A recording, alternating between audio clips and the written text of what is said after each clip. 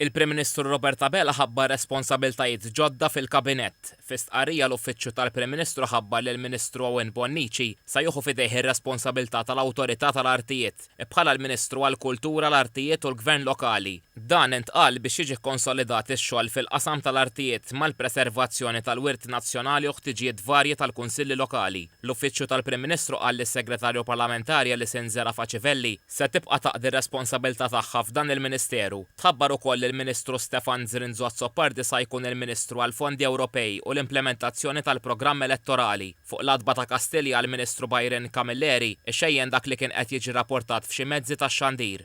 Ħanibqa' nservi kemm fis-settur tal-intern u kemm fis-settur tax-xogħol propju anke għażmien li ġej. L-Uffiċċju tal-Prim Ministru qal ukoll li l-Ministru għall-Intern, is-Sigurtà u x-Xogħol Byron Camilleri issa tiżdiedlu responsabilità tal-Fond tal-Iżvilupp Nazzjonali u Soċjali. Tibdilu kollha s-Segretarju Parlamentari għad-Dialogu Soċjali NDLU li nagħta anke responsabilità tal-Awtorità Maltija għall-Kompetizzjoni u l-Affarijiet tal-Konsumatur l-MCCAA. B'riżultat ta' dawn il-bidliet ministerjali l-Uffiċċju tas-Segretarju Permanenti ewlieni ħabbar li żewġ segretarji permanenti qed jingħataw assenjazzjonijiet ġodda f'ministeri differenti. Carlos Tabone sa jkun qed iservi bħala segretarju permanenti fih dan l-Uffiċċju tal-Prim Ministru dwar l-ugwaljanza, riformi u dialogu soċjali u Jonathan Vassallo sa jkun qed iservi bħala segretarju permanenti fih dan il-Ministeru għall-Fondi Ewropej u l-implementazzjoni tal-programm elettorali.